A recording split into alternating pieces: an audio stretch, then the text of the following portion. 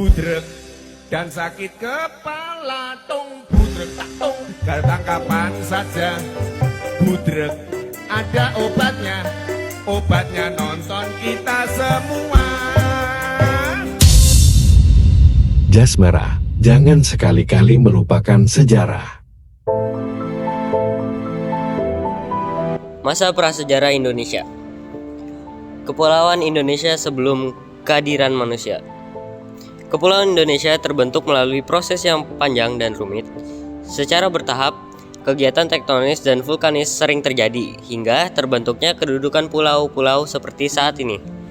Sebelum dihuni manusia, kepulauan ini hanya diisi flora dan fauna yang masih sangat kecil dan sederhana. Mereka juga harus menjalani evolusi terus-menerus untuk mampu menyesuaikan diri pada perubahan kondisi alam dan iklim agar dapat bertahan hidup dan berkembang mengikuti seleksi alam. Pola kehidupan manusia pada zaman praksara itu diawali dengan mereka itu berburu dan mengumpulkan makanan. Jadi cara mereka bertahan hidup itu, mereka tuh nyari-nyari hewan-hewan di sekitar lingkungan mereka yang mereka tinggali. Terus nanti mereka berburu dan biasanya tugas laki-laki itu untuk berburu hewan. Tapi untuk tugas perempuan itu untuk mencari makanan seperti ubi, pokoknya tanaman-tanaman.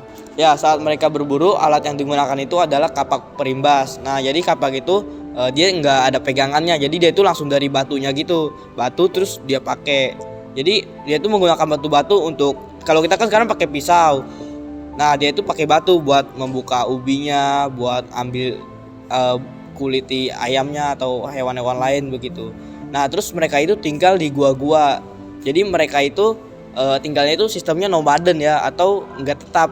Jadi kalau lingkungan mereka hewan-hewannya udah jarang, terus tumbuhannya udah diambilin semua, mereka bakal cari gua lain yang kira-kira lingkungannya itu udah bagus, udah masih produktif. Jadi mereka bisa ngambilin makanannya, bisa ngambilin hewannya begitu.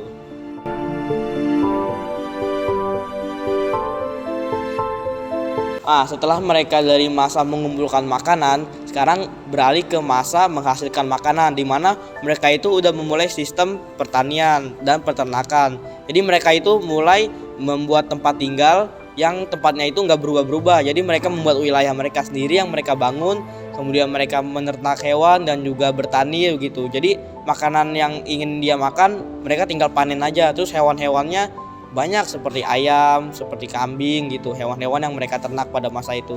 Nah, pada masa itu mereka juga sudah mengenal sistem barter. Jadi misal si orang A punya ternak padi, terus orang B punya ayam, mereka bisa tukeran gitu. Jadi itu namanya sistem barter. Jadi itulah dua masa pada saat manusia di zaman praksara. Candi Jawi atau Jijawi sangat erat kaitannya dengan kakek buyut Raja Hayam Wuruk, yaitu Sri Kartanegara. Candi ini telah ada sejak zaman Kerajaan Singasari, yang dimana Raja Kartanagara dicandikan di sana juga. Candi ini juga menyiarkan masa kejayaan Singasari. Menurut naskah Nagara Kertagama, Sri Raja Sanagara setelah wafat dicandikan di Candi Jawi. Itu adalah sejarah dari Candi Jawi.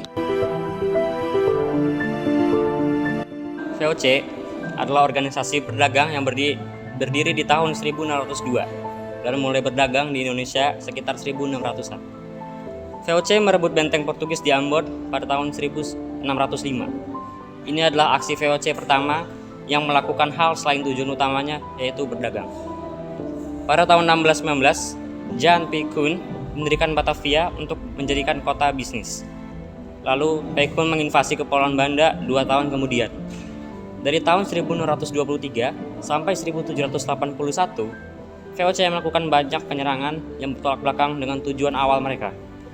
Pemerintahan VOC akhirnya berakhir pada tahun 1790-an. Indonesia diambil oleh Inggris.